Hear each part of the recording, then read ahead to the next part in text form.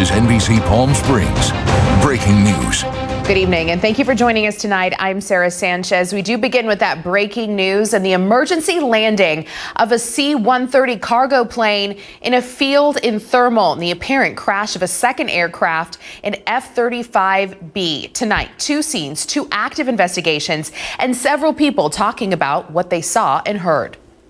An air-to-air refueling mishap. A Marine Corps refueling aircraft makes an emergency landing in Thermal while the fighter jet goes down in Salton City. And shortly after that, after I seen them fly over, then I heard a loud boom and I literally thought it was an earthquake. The Naval Air Facility El Centro says around 4 p.m. Tuesday, the KC-130J seen here made contact with an F-35B. I was inside and all of a sudden I heard a really bad noise, like something had hit really hard. The pilot of the fighter jet was ejected safely. The jet went down in Ocotillo Wells and a fire broke out when it went down, but it was quickly put out. But what I could see was a poof of white smoke, and then it looked like there was things falling. I saw a tanker throwing water onto some type of smoke there. The air tanker, it made a relatively smooth landing in this field off Polk and 59th. All 8 crew members on board are safe. As to how or where the two aircrafts hit, that's still under investigation. Kind of scared me because it's really close to us, and it's scary. Yeah, this is still an ongoing investigation. We'll have a live crew in Thermal tomorrow morning on Palm Springs today. That's starting at 5 a.m. for any new information about what happened. Also in Salton City tonight, a house fire. This was just a few blocks from our friend Kim Console, you saw there, who heard the loud booms in our story about the jet going down near Salton City. And as far as we know, these two incidents are completely unrelated. A viewer emailed us this picture. You can see fire engulfing the home. No word on the cause or if anyone was hurt. Moving now to the wildfires burning across the state. A record-breaking 3.7 million acres have burned during this year alone. The Glass Fire and Zog Fire are adding to what is already a devastating wildfire season. More than 70,000 people have been ordered to evacuate. A red flag warning remains in effect for the region. The Glass Fire has tripled in size since it began Sunday. It has now grown to over 10,000 acres in the last few hours. The fire is over 46,000 acres, only 2% contained. The fire wiped out a winery. 1,800 people have been forced to leave their homes. And 3 people have died in the Zog Fire burning in Shasta County. It has now burned over 50,000 acres, burning out of control. Thousands of Californians have had to find emergency shelter tonight because of the Zog Fire. The cause is still under investigation.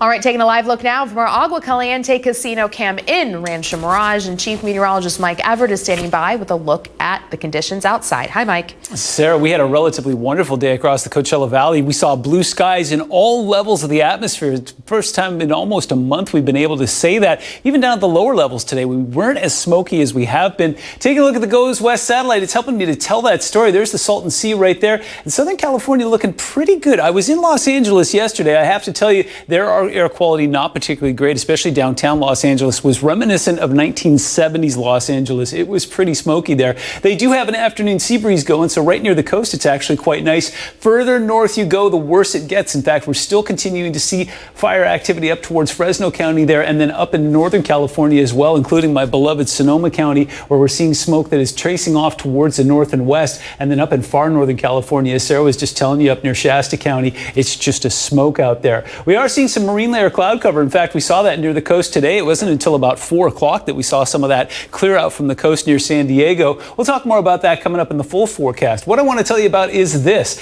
As we hit the magic button here, the red flag warnings that we had in place for our immediate mountains off towards the west, as of 5 o'clock today, were allowed to expire, but don't let your guard down. High pressure is still fully in control over the southwest here. Flow continues offshore, and it's still very warm and very dry. Case in point, taking a look at this right here, we've got heat heat advisories in place for the Inland Empire. Temperatures will get up to about 108 there. We've got some temperatures that'll get into triple digits down towards San Diego County through Thursday. Air quality here remains in that moderate range, and I'm encouraged by the green I'm starting to see off towards Desert Center and up towards Big Bear. It's a long time since we've been able to say that. Taking a look at conditions right now, it's 88 degrees at Palm Springs International. A light breeze coming in from the north. Humidity still very low, 13% for this time of night. This time of year is not great at all. Next 3 days brought to you by Comfort Air shows temperatures above 110 through Friday. Tracking some changes going into the weekend that will take those numbers down. And I see some double digits way off on the horizon. I'll show them to you coming up.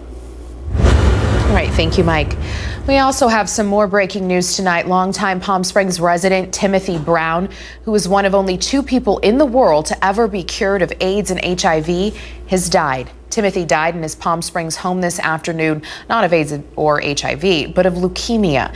Timothy was known as the Berlin patient because in 2007, while he was living in Germany, he was cured of HIV with an experimental stem cell transplant, a procedure that has been successfully replicated in only 1 other patient. He moved to Palm Springs many years ago, and during that time traveled across the world to advance knowledge of treatment for HIV. He even shared a story here on NBC Palm Springs. Timothy Brown was 54 years old. Tragedy has struck the family of a Rancho Mirage football player. Again, you know him as Izzy, Israel Ramirez. Well, he suffered a ruptured artery in his brain last year. This morning, his brother James Stallworth died at home. This is video of James last year when he took the field in Izzy's jersey. While Izzy was in the hospital, James and his brother's biggest fan and spoke with us at that game. He was able to bring everyone together. Unfortunately, it's a tragic, event, but I mean, it's a blessing. Like I said, I really can't thank you guys. I can't thank the community. I can't thank the opposing team. I really can't thank anyone enough. The cause of the death is not known, but our hearts and prayers go out to Izzy and his family. Sheriff's deputies find an injured woman when answering a call about an assault. This was in the area of Las Palmas and Avenue 52 in Coachella today. EMTs took the woman to the hospital, and she's expected to make a full recovery. Right now, investigators do not have a suspect. Next week, the ordinance to phase out short-term vacation rentals in Cathedral City goes into effect, but the battle isn't over. The group opposing that ordinance says they'll have enough signatures to bring the issue now back for a vote. Our Olivia Sandusky with more. Mayor Pro Tem Gregory? Yes. Mayor Aguilar? Yes. Cathedral City's council members voted unanimously to phase out short-term rentals. But one group says the fight isn't over. It was never over for us. It was, what is our next plan of attack?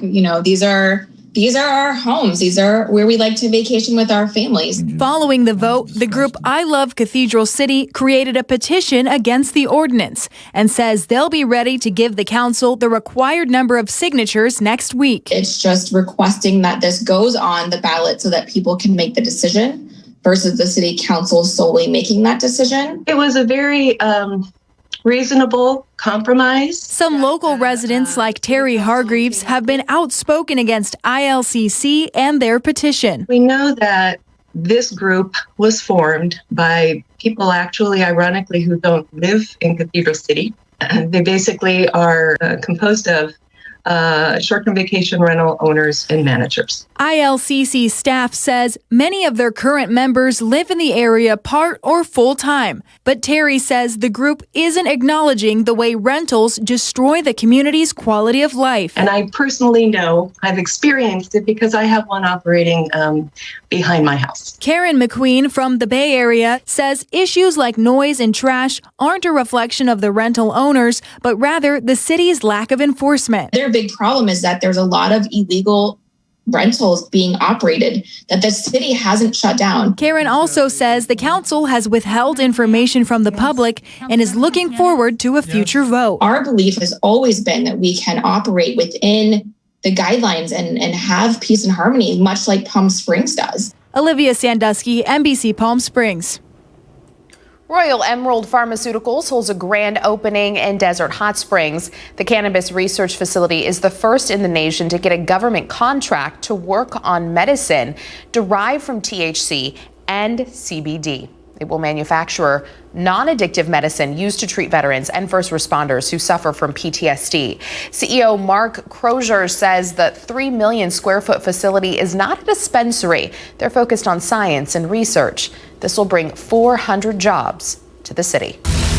Coronavirus coverage brought to you by East Valley COVID-19 testing site, serving residents of eastern Coachella Valley. New data shows alcohol consumption has soared during the shutdown, especially among women. A survey conducted this spring found the overall frequency of drinking was 19% higher than the same time last year. But perhaps even more troubling is women increased their heavy drinking episodes by a whopping 41%. The CDC is encouraging people to stay home during Thanksgiving and Black Friday instead of gathering around the table. The CDC suggests everyone gather around a computer screen instead. Now, if you do travel, there's an increased risk of spreading the virus. As for Black Friday, they're saying just shop online, stay home. After weeks of delays, half of New York City's 1.1 million public school students are returning to school in a blended fashion, though. Parents are choosing either all online learning or part-time on site. Many school principals said the city's complicated plans made it difficult for staff. Health officials worry new clusters of COVID-19 in some neighborhoods could quickly shut down schools again. Well, coming up next, the race to the White House kicked off in a heated debate in Cleveland. Everyone's talking about the exchanges between the two men. We'll have a recap of what was said. Oh, and there was a lot said. Stay with us.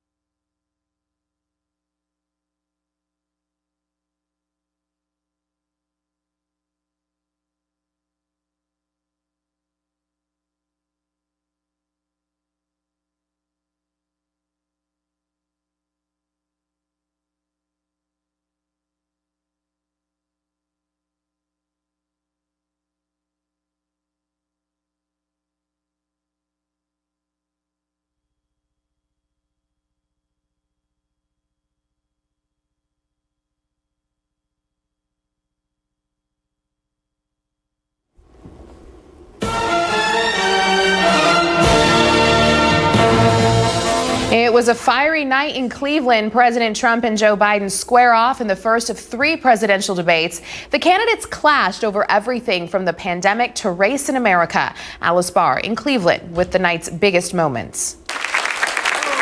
No handshake for the first presidential debate in COVID times. Instead, the candidates diving straight into hand-to-hand combat. I'm not here to call out his lies. Everybody knows he's a liar. But you I just want to make sure. Joe, you're the liar. I want to make sure. Graduated last in your class, not first in your class.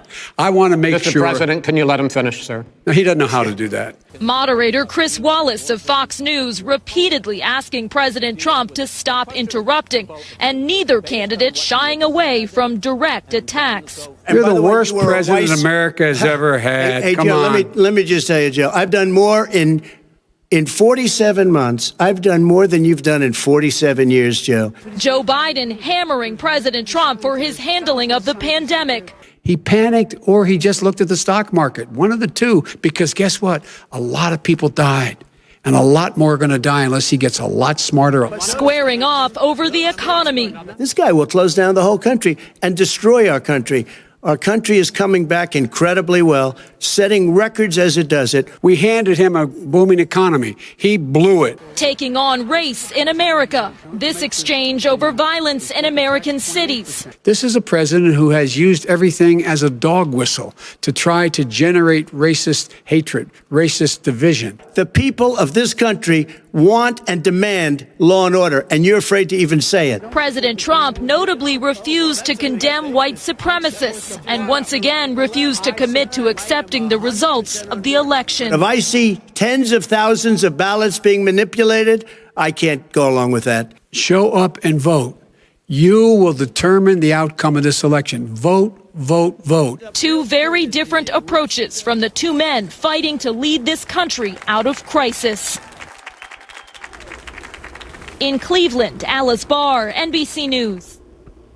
And lots of reaction coming from tonight's debate, and locally party headquarters were gearing up for the big debate. While the Democrats at the desert didn't hold a gathering because of the pandemic, the local Republican headquarters held a small debate watch party. Here's what they had to say before tonight's debate.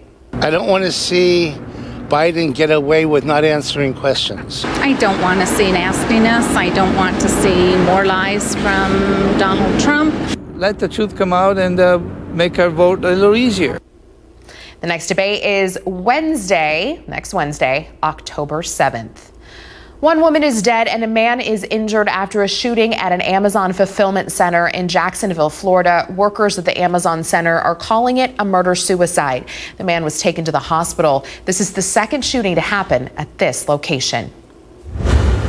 Governor Gavin Newsom signs into law legislation following the helicopter crash that killed NBA legend Kobe Bryant and 8 others. Well, the law makes it a crime for first responders to take unauthorized photos of deceased people at the scene of an accident or crime. 8 LA County Sheriff's deputies were accused of taking and sharing graphic photos of the victims and crash scene on their personal phones. When we come back, Mike has a look at the forecast. He's working hard. Mike. Hi, Sarah. We're tracking 3 very warm days coming up. We saw that on our 3-day forecast. But as we go through the weekend and into next week, I'm tracking some good news. And again, I'll share it with you when we come back.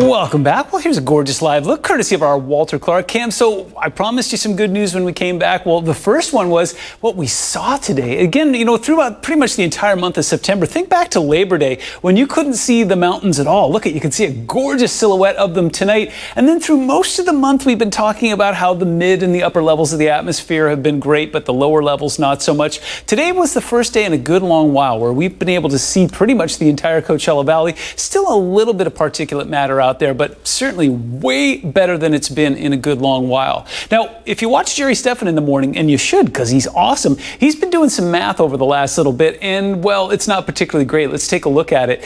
We have had 133 days so far this year of 100-degree plus temperatures, triple digits as we refer to it in the biz. 135 is the old record. We had to go back to 1958 to find that. You saw the 3-day forecast just a couple minutes ago. Not only are we going to break this record, we're going to blow right on past it. But the second piece of good news that I want to give you is that we do have some double digits on the horizon. It's going to take about another week or so, but it looks like they are on their way. Now, the culprit for now is this massive ridge of high pressure. I'll show you on infrared in just a moment here. But this has not only affected Southern California and the Coachella Valley, we're talking about the entire West. And remember, it wasn't that long ago that folks announced that we've got drought conditions literally tip to tail all the way up into Washington state as well. They got some rain last week up in the Pacific Northwest there, but they're in the same boat we're in. They're way behind as far as rainfall totals go. And of course, the drier that it is, the higher the fire risks go. We'll see if we can change that. I'll show you something in a minute here. I did a little bit of math on my own. Last time it rained at Palm Springs International was in April. Now, June 5th, was that we got a little trace amount, so I'm not really counting that. April 6th through the 11th, we actually crushed. There was like 5 days in a row where we got a grand total of 1.09 inches, which is pretty good by our standards. But since then, the tap has run dry. It's been 171 days since we've had any measurable rain at Palm Springs International, where we keep all the records. So zooming out into infrared here, a couple things going on. We got another gorgeous live pressure system, low pressure system, very similar to the one that we tracked last week, and very similar to what we saw last week. The jet stream is going to take this thing way up north, but this time around it looks like the long wave trough that's associated with it will swing across the west. Now, don't expect any miracles here, but it will help to lower temperatures and raise humidity for us, and hopefully bring some more rain up to the folks in the northwest. Look at this, another beautiful frontal boundary making its way across the east coast there, and some great cool air coming in behind that. A lot of folks on the east feeling their first real dose of fall weather. In fact, they've got watches and warnings associated with that, most of them having to do with wind, no chill advisories yet, but it's going to be gusty even in the Gulf Coast there. We've got some fire advisories up towards the Dakotas there in North and South Dakota, and then we've got those heat advisories along the coast. Those are in place until Friday night. Now, as far as tropical development goes, nothing in the Atlantic right now, knock wood. We'll try and hold on to that. There is some development that looks like it could take place over the next few days. We'll give you an update when it does. Meanwhile, we've got Marie, which is currently a tropical storm, expected to upgrade to a Category 1 hurricane, but once again move off into the Pacific, cooler water, wind shear. This thing's got no future. Tomorrow's temperatures will be 62 for my sister in Toronto, 72 in New York, 88 in Miami, 104 in Phoenix, and then look at this, 89 in San Francisco. It's going to be way too warm there. Mid-80s in Portland, and then some mid-70s in Vancouver and Seattle. That'll be nice. 104 in Phoenix. We'll see 78 was our official low overnight. That was 10 degrees above average. 108 was our official high today, 13 degrees above average. 95 is the 30-year average for today's date, but the record back in 1980 was 113 degrees, so thankfully we weren't anywhere near that. 73 currently in the Yucca Valley, 78 in Coachella. We got 77 and 29 Palms. Still holding on to 86 in Palm Springs, and it is dry up in Big Bear. Currently 45 degrees there compared to the 65 we have in Idlewild. Temperatures will cool efficiently tonight, 77 in the early morning hours. A hot one tomorrow. We get above 110 and those dew points in the mid-20s. It's going to be about 5% humidity here. 109 in Indio and Thousand Palms, 110 in Palm Desert, 97 in Joshua Tree, and 77 in Big Bear. So here we go. Your 7-day forecast shows us peaking on Thursday at 111, and then those numbers start to go down. We get to 105 on Tuesday, and even though you can't see it, I'm seeing double digits starting Wednesday.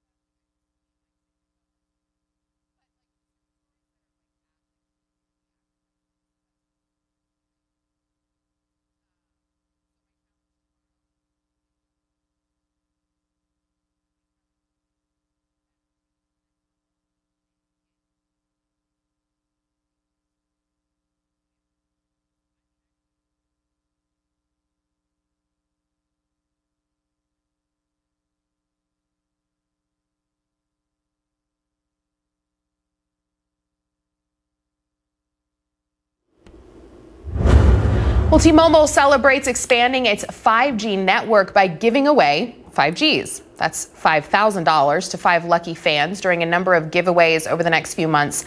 The first sweepstakes started today on Twitter at 7 a.m. And to enter, you must use the hashtag or the tag at T-Mobile. So you must tag them and then use the hashtags 5Gs for 5G and hashtag contest. You can find more information on T-Mobile's Twitter account. United Airlines launches a COVID-19 testing program for travelers. The goal is to help passengers bypass quarantine requirements for some destinations with proof of a negative test result. The airline will offer customers the option of taking a rapid COVID test at the airport or a self-administered mail-in test in the days before their flight. The testing program debuts October 15th for United passengers flying from San Francisco to Hawaii, with plans to expand it to other routes later in the year. We've got sports when we come back, so stay with us.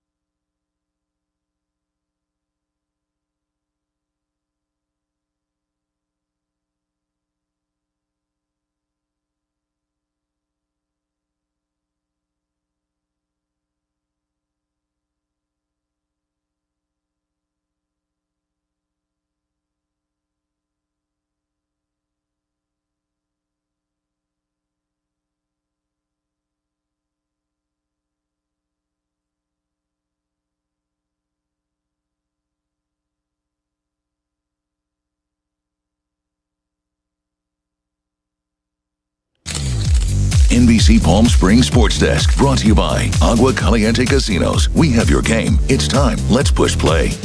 Welcome back. The Tampa Bay Lightning were back home following their Stanley Cup championship win last night. Blake Coleman, who scored a goal in last night's clincher, well, he got a chance to show off the cup to eager fans who were waiting for him there at the airport.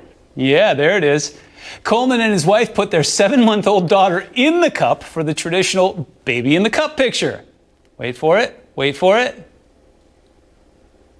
Yeah, there it is. I could watch that all night. You know, another Bolts champ got a chance to raise it up over his head, and he called members of his family to get their pictures with the trophy. So this marks the second win for the Tampa Bay Lightning franchise. And, you know, a Canadian team didn't win it, but we did win the NBA last year, so we've got that. Many are left asking how the NFL will respond to its first major COVID-19 outbreak during the season. The Tennessee Titans closed their facilities after 3 players and 5 members of their staff tested positive for the virus. The Minnesota Vikings Vikings played the Titans last Sunday. The Vikings have no positive tests, but they just closed their facility as a precautionary measure. NFL Commissioner Roger Goodell said it's not unexpected to have an outbreak during the season. Now, as of now, both teams are planning to play on Sunday as scheduled. Pending approval from the league, the Titans will host the Steelers while the Vikings will play at Houston. The woman that was stopped by NFL legend Joe Montana was arraigned in court today. 39-year-old Sadse Dalzell stood behind a door listening to her charges of attempted kidnapping and first-degree burglary. Montana and his wife confronted her after she had gained entry to their home, taken the 9-month-old from the playpen, and was making her way to the upstairs of the house. Now, once they got the baby away from Dalzell, she fled the home and was arrested nearby. She entered a not guilty plea and bail was set at $200,000. Dalzell's attorney says they are sensitive to the Montana family, but focused on getting his client some much-needed help. That's going to do it for sports. We'll be right back.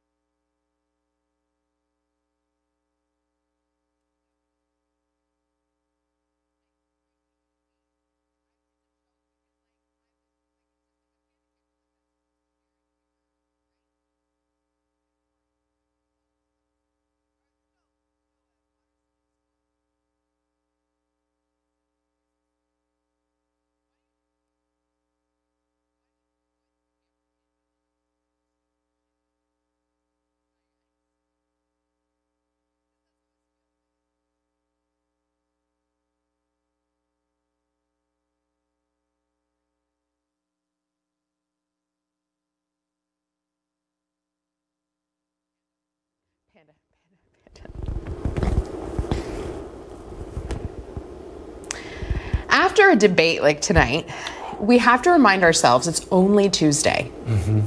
What a week today was. You know what we should do? You see that? You know what we should do? What? We should show pandas.